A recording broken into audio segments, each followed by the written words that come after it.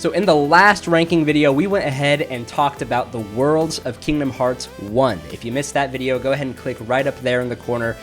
Watch that one. Let me know what you thought of the worlds of Kingdom Hearts 1. And in this video, we're going to basically do the same thing. We're going to talk about the worlds of Kingdom Hearts 2. This is one of my favorite Kingdom Hearts games of all time, and I'm so excited to talk about these worlds. We're going to talk about the good ones and the bad ones. So without further ado, let's talk about the worlds of Kingdom Hearts 2.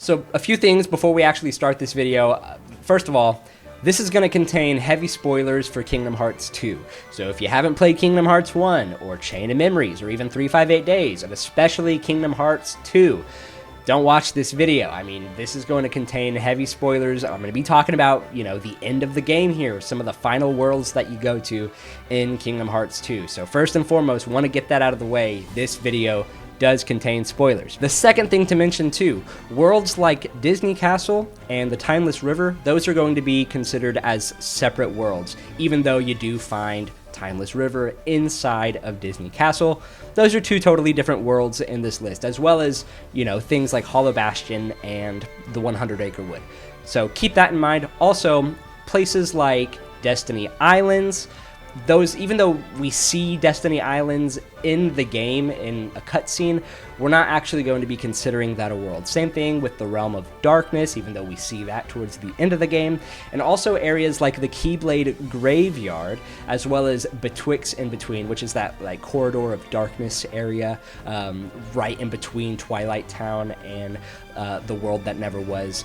Those worlds are not going to be considered worlds. Even though we do run around and we fight in those worlds, those are not going to be considered worlds in this list. And the final thing I want to mention before we jump into the list, this is just my opinion. This video is basically all my opinion. This is not the correct list. This is just my list. Your number 15 and your number 3 aren't going to be the same as my 15 and 3. It's not going to be the same as my number 2 or my number 9. This is all just my opinion. So just before you go into the comments and let me know what you thought of my list, go ahead and go in there and tell me your list, because I want to know all of your lists as well. So without further ado, let's go ahead and jump into number 15. And this should come as no surprise to most of you guys, but this is going to be Atlantica from The Little Mermaid. This world, is it really a world that we visit? It's got swimming controls. They come back for a very brief moment, but Atlantica is just one little room for the most part as far as exploration goes. I think there's one, maybe 2 treasure chests here inside this one little room, but they're not well hidden or anything like that. There's really no exploring this place at all. This is I believe the only world that we actually visit here in the game with no combat, besides if you want to say the 100 Acre Wood. This is a no combat world in Kingdom Hearts 2. What do we get in this world? Why are we coming here to visit? It's a rhythm singing musical minigame level, and on top of that, the controls, the response time. I mean, you're thinking of games like Guitar Hero or Rock Band or any other sort of music rhythm game, even Parappa the Rapper. Maybe that's a closer comparison here because it's just timing based. But we got really bad response time. This is not. I mean, as far as a rhythm game goes, this level and the way that it incorporates it. I mean, it's one thing already that they're stripping away all of our abilities, but it's another thing too that the gameplay that we do have here it doesn't even seem very well fine-tuned. There are so many moments that every single time I replay this game, I come to this world, I try to get an excellent on every single one, and my brain is just conditioned at this point to purposefully hit the buttons at what I know is not the correct timing, because I know that the game will think it is correct timing. So it's just one of those things. I mean, this is not a great world. The music isn't necessarily bad per se, but I will just say, this is a squandered opportunity. We have a world where we have Sora, Donald, and Goofy singing with the Little Mermaid cast, and this is a game that has Jesse McCartney. And Jesse McCartney does not sing in this game. Squandered opportunity. So number 14 is going to be Disney Castle. In a similar vein to why I put Atlantica so low, this is not a very fun world to explore. Whenever you land here, you really just kind of have the courtyard, you have some hallways within Disney Castle, and you have, I guess, the King's Library, and you can kind of see the Gummy Ship Room very briefly, but this is not a very explorative world, if that's the right word to use. And on top of its small design, the enemies that we fight here are also incredibly repetitive. We are basically only fighting shadows here, and what are they called? The bolt towers. These are really the only enemies that we're going to be fighting here, and the bulk of our main time here in the story of this world is guiding Minnie from one room to the end of another room. And that's really all we get here. I mean, to be fair, this is where we find the Timeless River, which I think is a very good world, semi-spoiler alert, but as it sits as its own, Disney Castle, I think, is one of the more weak worlds in Kingdom Hearts 2. And coming in number 13 is Port Royal, or Port Royale from Pirates of the Caribbean. And as soon as you land in this world, first things first, for me, I think the visuals here are really bland. The colors are very mute. You're not getting a whole lot here. This is one of the only worlds in this entire game where we actually get a live action property thrown into this very, cartoon animated stylized video game. And even though I think their portrayals of Jack Sparrow and, just all these characters here, I think they look fine for what they are. But as a tone thing for just Kingdom Hearts in general, it seems really out of left field for me. I'm not really a fan of the gameplay system that we got going on here as well. I like that we have some varieties of enemies. The main enemies here that we are getting introduced to are enemies from Pirates of the Caribbean. And they have this sort of shadow mechanic where whenever they're standing in the light, you can attack them. When they're standing in shadows, you can't attack them. Now, this is a concept taken straight from the movie. I understand that. But as a gameplay system, I just found it very frustrating because sometimes their AI doesn't, you want them to be drawn out into the light so that you can attack them. But if they're not, you have to just spend your time trying to get them to come into the light. And their AI isn't always the best. So a lot of this time, you're just kind of sitting there jumping around, waiting for them to go into the light so that you can attack them. So just overall, it feels kind of empty. I don't like the enemies here. I don't like really looking at it very much. Though you can explore more than Disney Castle and Atlantica. I think as far as the main worlds proper go, not talking about the small stuff like Disney Castle and Atlantica, I think this is probably my least favorite world. So coming in 12th place, I'm actually going to go ahead and put the Pride Lands from The Lion King. Now, I personally don't have a gigantic attachment to The Lion King. It wasn't really a movie I watched a lot growing up. I actually was someone who fell asleep a lot when I was younger because I personally just didn't feel very engaged growing up. I watched it for the first time maybe 5 years ago or so, and I think it's a good movie. But as a world itself and growing up playing Kingdom Hearts 2, this was never something that I just naturally was excited to go to because I didn't really have much of an attachment to the movie, like I said. So jumping into this world, it's already kind of interesting because Sora is no longer the Sora that we know. We're turned into like a little lion cub. And it's kind of cool for a little bit. But after a while, I personally just kind of feel like it's gimmicky. They strip all of your powers away. And I'm not really a fan of that. I mean, it's different whenever you take a game like Metroid, right? Metroid Prime, for instance. You play that game in the very beginning, you have a lot of abilities at your disposal, and then very quickly, very early on, all of those are taken away from you. So you kind of got this taste, this little taste of how powered you can be in the game, and then the game tells you, okay, now go earn all of those powers back. Whenever they go ahead and strip all of your powers after you're well over halfway into the video game, and you're already probably like level 30 or level 40 just from leveling up as Sora with all of these other abilities at your disposal, And then it says, sorry, okay, give me all those abilities. You can't use many of those anymore. And then it says, here's a new kind of skill set, and you're just going to be using that here. It kind of rubs me the wrong way. I'm someone who, I don't really like that. I really like whenever I just get to have my abilities. I don't like having that stuff stripped away from me. I earned those abilities, let me use them. And so after a while, whenever you're playing as Lion Sora, it just kind of feels like a gimmick to me.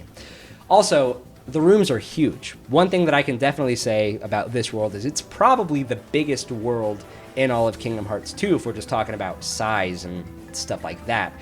But you kind of zoom the camera out a little bit and you start to realize that this world is very empty. And sure, they kind of help mitigate that feeling by making you able to run really fast as the lion cub, but you're just running through plains, you're just running through fields, all for the most part, and it's not very engaging. I understand what the setting is, but as game design goes, in this action RPG, I feel like this is kind of a very bland world. I don't like that it takes my abilities away from me. I think Lion Sora is a bit of a gimmick, though I think it's kind of cool, starting off. It's just not a very strong world for me. In 11th place is the 100 Acre Wood from Winnie the Pooh. So, we got it back. We got Winnie the Pooh back. Kingdom Hearts 1, we left our friends, we said that we'd come back and visit them again, and here we are visiting them again, but things are a little weird. I remember whenever I first jumped into this world and Pooh froze in the air, I felt very jump scared the moment that Sora tried touching him and we were blown out of the book. I thought that was a very effective way of introducing us to this area that most people will find not very intriguing to the overall plot of Kingdom Hearts. What we have here is really cool. I think it definitely has the most interesting mini-games out of any version of the 100 Acre Wood.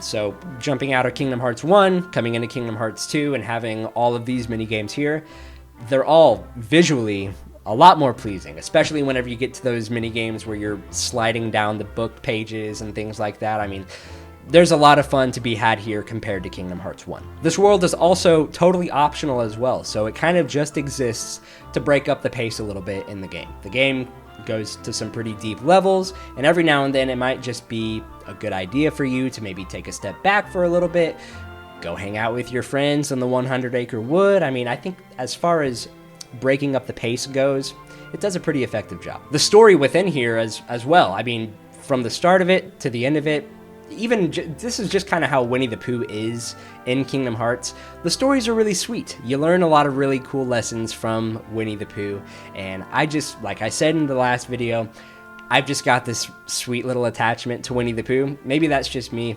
but all in all, as a world, the rest of the worlds on this list I think are better than this world just as far as design goes and things like that, music, how fun it is and all that.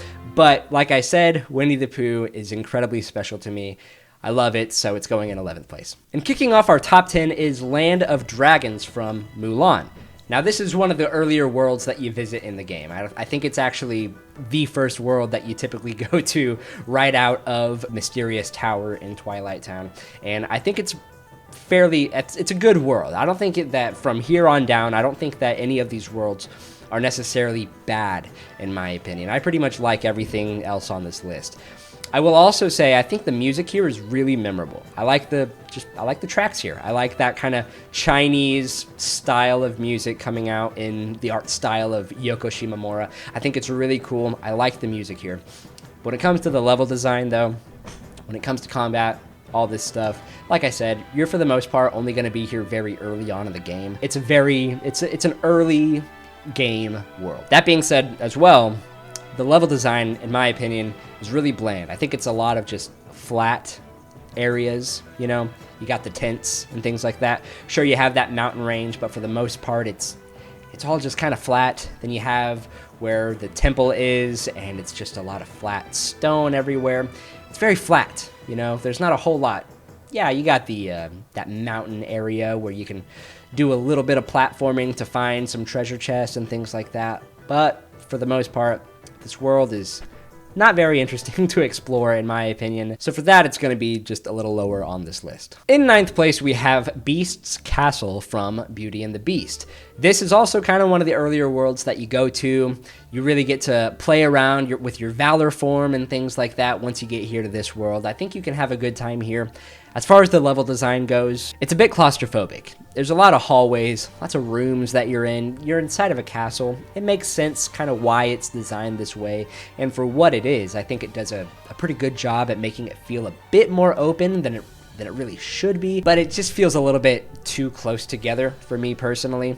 One thing I will say, though, that I think is always a great time here, especially if you're playing this for the first time, this is where we really get to check out these press triangle quick time events in the series. We have a battle with Shadow Stalker and Dark Thorn in the ballroom, and I think it's a really cool battle. I mean, just visually speaking, these quick time events I think are a welcome addition to the series. I know that there's a little bit of controversy behind, should we have quick time events in the series? Should we just rip them out altogether? I like them. I think that they're a fun bit of visual flair. I think for the most part, just as long as you mostly keep it visual, I think that it's a good time. And that's kind of how it feels for me personally when I'm looking at this boss level here. So all in all, I think really the main thing that we should do going forward with the world of Beauty and the Beast, I think if we just have a bit more open level design going forward, I think that Beauty and the Beast could make for an incredible world in the future. So number 8 is going to be Space Paranoids from Tron. So in the story,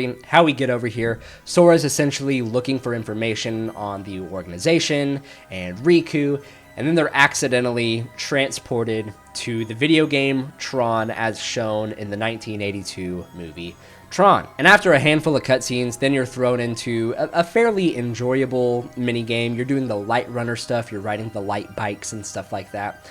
You're turning corners, you're hitting enemies to your left and to your right and things like that. It's pretty fun.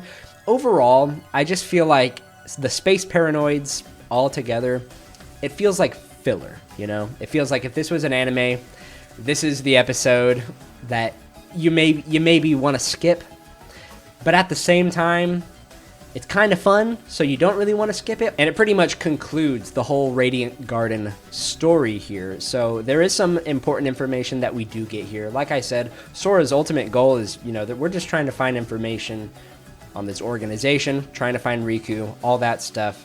And then, whoa, transported into Tron. I think it's enjoyable for what it is, but it feels just a bit forgettable because it feels also a little inconsequential. Obviously, there's some important stuff thematically and emotionally going on in the story with, being connected to hearts and things like that.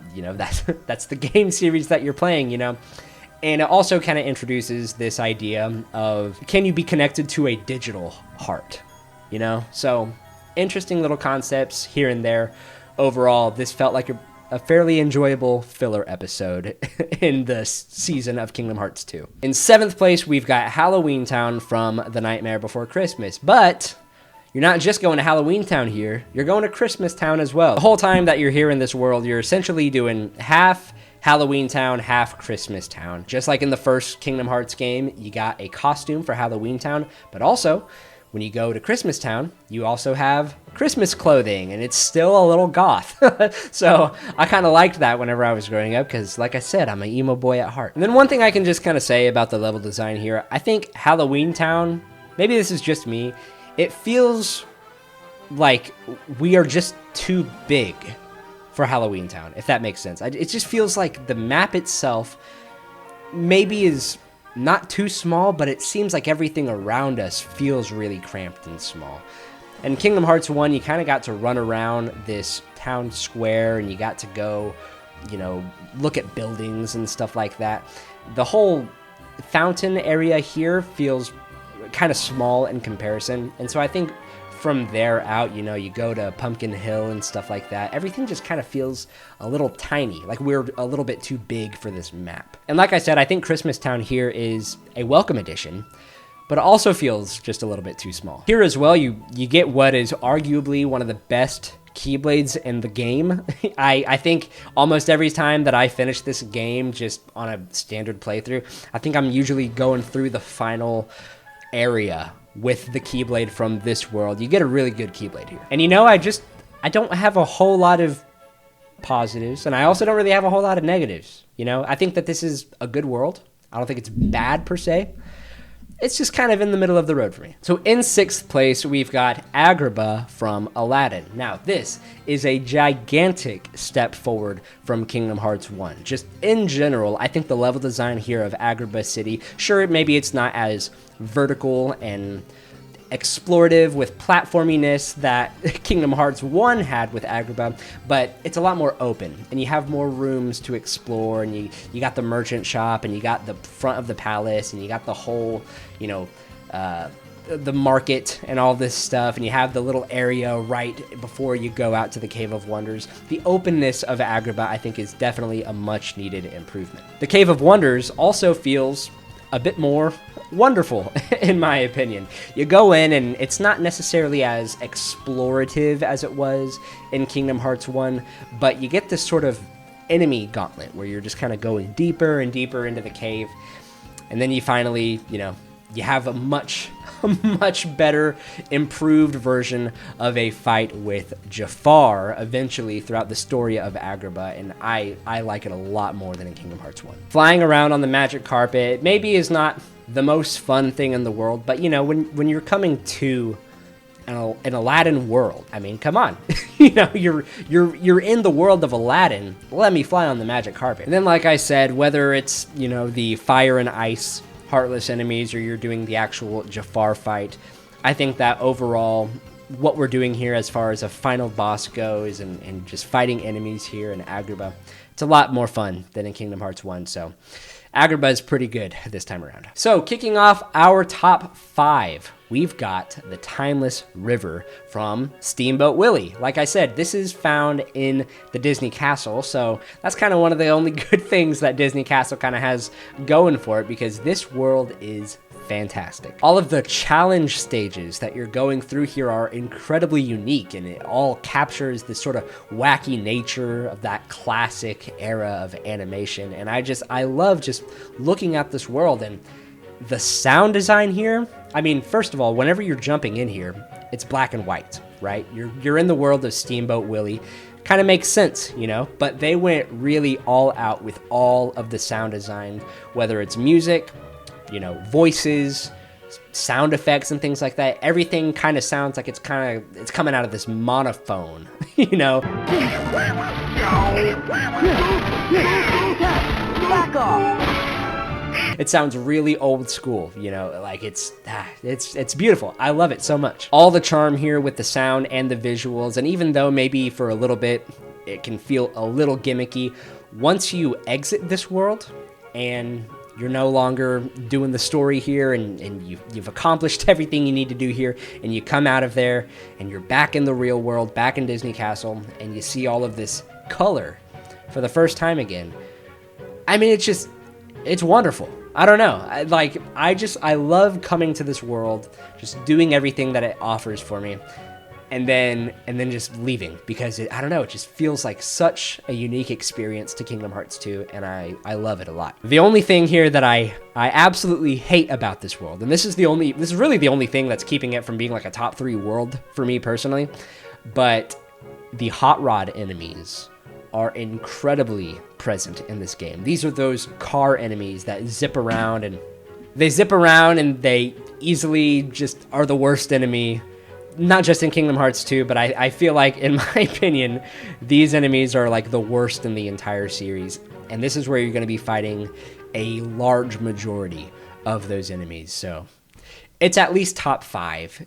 It would be higher if it weren't for those enemies. In 4th place, we've got the Olympus Coliseum from Hercules, and now we are finally getting more than just 3 rooms. We have an entire area to explore, and maybe this actually shouldn't even be called the Olympus Coliseum, because really, we're in the underworld. You know, we're in Hades' castle, you know? So the world design here is very dark. It's very, you know, foreboding. And I just feel like it captures that spirit of the underworld from the movie pretty well in this game. The tournaments are back, and in my opinion, I think they're a lot more fun than in Kingdom Hearts 1. And you have the Hades Paradox Cup as well. And this is actually a pretty solid challenge if you're up for it. So I appreciate that. I like the challenge that we have here. I like the tournaments here. Though I can see why people might like the Kingdom Hearts 1 tournament more than over here, because in Kingdom Hearts 2, we're not having all of these super secret bosses. Like, we don't have the Ice Titan or the Rock Titan, and especially just in this area alone, we're not having the Sephiroth fight. But, you know, that comes later. But for what it is, I like the tournaments here. Also, Auron from Final Fantasy X is here.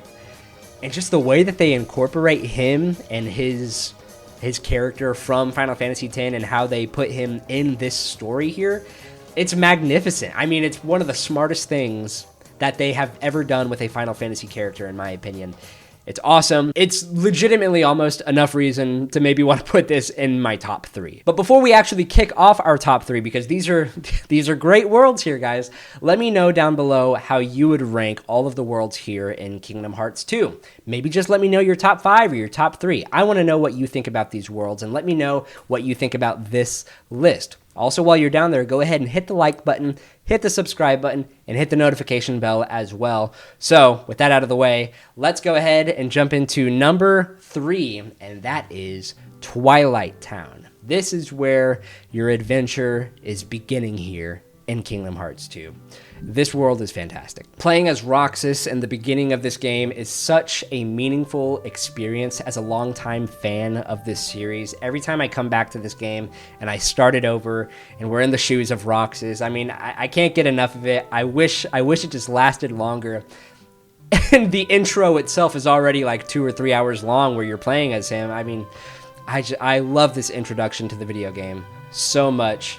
It's fantastic. But whether you're playing as Roxas or you're playing as Sora in the beginning of this game, the themes here, all of the story that's happening here, everything here, it just kickstarts this beating heart of Kingdom Hearts 2. And it's beautiful. I love everything that this world does, just introducing us to Kingdom Hearts 2. And really, this goes without saying, but the Twilight Town theme song, really just all the music here, but specifically the Twilight Town theme song, is a top 5 track in video games in general for me. I think this song is fantastic. It's one of the first songs from a video game that I wanted to learn on the guitar back whenever I was like, I don't know, 10 or 11. I had my acoustic guitar and I was just picking out, you know, the acoustic guitar intro to this level. It's beautiful. I love the music here. The struggle tournament is here, and it's a neat little pastime, and it serves as a fine tutorial for combat. Picking up odd jobs and chores to do around Twilight Town offers some pretty good variety of mini-games here. The old mansion is very mysterious, and even still to this day, it has me wondering about what secrets and potential lore are hiding within this mansion. I just think it's so interesting. Locations like the Seven Wonders area and Yin Sid's tower, all of this is just beautiful. The only, I guess you could say, lackluster thing about this world, in my opinion, is that there's just not a whole lot of reason to come back once you've finished the main storyline here. I mean, unless you want to just be here and soak up all of the beautiful Twilight aesthetics here in the world, like I said, just not a whole lot of reason to come back. So for that reason, it's at least just going to be in my top 3. And in second place, we have The World That Never Was. This is the final area in the game. Very beautiful music in this world. I love just all of the aesthetics here about this world. I mean, you jump into this world and you remember that secret movie from Kingdom Hearts 1. You know, maybe you've played 358 Days before you played this game, and you already kind of have a taste of what this location kind of is like as far as its tone and its feel. And man, this is up there as probably one of the most aesthetically pleasing world in the entire series, in my opinion. I actually have here in my notes that it gives me big 2006 Linkin Park FMV vibes, and that's true. It really is, and I would watch an FMV happening in The World That Never Was any day.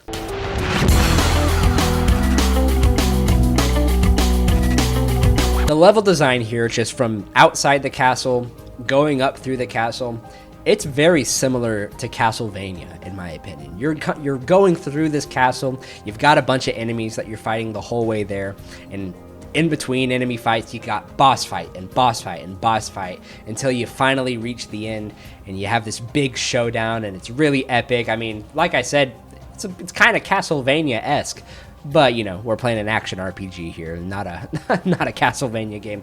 But it reminds me of that, and I like it a lot. You also get a whole lot of brand new variety as far as the nobodies go, and many of them can be kind of brutal, you know. You have the berserkers, and if you don't have the right abilities equipped, I mean, they'll just pound into you, and then you're dead, and you're just like, what the hell? What the hell happened? But all the enemies here are just a blast to defeat, and like I said too, in between enemy battles, just like the normal enemies, then you got boss battles, and all of them except for Luxord, all of them are really, really fun. And I love the boss battles. I mean, just all of the boss rushes here, it's fantastic. I love the enemy and the boss and level design here in this level. And as far as just the story goes too, whenever you come here, I mean, this is, like I said, this is the end game. This has kind of been where this little trilogy ends. You have Kingdom Hearts, Chain of Memories, and you have Kingdom Hearts 2, and this in itself is this very beautiful little bookend to what we've already experienced in the series thus far. And everything that you get with Riku, whenever Sora breaks down and he's holding his hand, the final boss against Xemnas, and trying over and over again because you didn't realize that you're supposed to press X and triangle over and over and over again, and then you finally beat him, and then you're back on Destiny Islands and you cry whenever Kairi and Sora reunite, and you see Naminé in Kairi and you see Roxas in Sora. It's beautiful. I mean, this is just such an amazing... I have goosebumps just talking about it, you know? I mean, it's such an amazing world. I love it. But it's just close enough to number one. It doesn't quite beat it just yet, because number one is Radiant Garden, or Hollow Bastion if you're nasty. This world, hands down, has some of the best and most memorable tracks in the game, in the series. All of the Final Fantasy characters from Traverse Town and Kingdom Hearts 1, they're all here with updated models. You get to fight alongside them. That entire just going down this mountain and doing the whole 1,000 Heartless battle, all of it is nothing less than epic. Goofy dies. You get the scene with Mickey where he says, "They'll pay for this." This is where you can access the space paranoids, and right before that, Stitch is in the game, so you get to see him for like 0.25 seconds. If you're playing the final mix version, this is where you get the Cavern of Remembrance, and this is where we also get really, really good music and really good level design and just lots of cool bosses. And we get the organization data battles. This entire area, I mean, there is just so much depth to Radiant Garden. There's so much that you can do here. Like I said too, even just in the final mix version, this is where you're going to get a lot of really good extra content in this game. And like I mentioned too, Sephiroth is in this game. You do get to fight him, and it's one of the most iconic boss fights. Of course, obviously, other than the Sephiroth fight in Final Fantasy VII, I think a lot of people, when they think back to Kingdom Hearts 2, many of them, one of their core memories is trying to fight Sephiroth here in Kingdom Hearts 2. And I beat him, and I got Fenrir as the Keyblade, and it's great, and I love it. And I'm hoping that maybe we can get some sort of finality between Cloud and Sephiroth in Kingdom Hearts 4, whenever they'll decide to finish that off. Maybe they never will. With all of that said, when it just comes to the world of Radiant Garden or Hollow Bastion, I think that this is one of the most iconic, one of the most fun level design game, like just worlds in this game. But guys, that's gonna do it. Let me know down below, what are your thoughts on the worlds of Kingdom Hearts 2? Let me know how you would rank them. And like I said, my list this is not the correct list. If you think Pride Lands is the best world in Kingdom Hearts history, or you love just singing with Sora and Donald and Goofy and Atlantica, go ahead and tell me why. I love reading why I'm wrong. Go ahead and just comment whatever it is. If positive, constructive criticism, even if you just want to be mean, that helps the algorithm. So go down there and let me know what you thought of this list. Down in the description as well, you have a link to my Patreon where you can subscribe monetarily to get videos like this a day earlier than everyone else. And you can also join the Discord in the description as well. And Patreon subscribers will have an exclusive little area of the Discord where you Patreon guys can just chat it up and I don't know, be a bunch of Kingdom Hearts dorks with me. But anyways, I will see you all in the next video. Bye bye.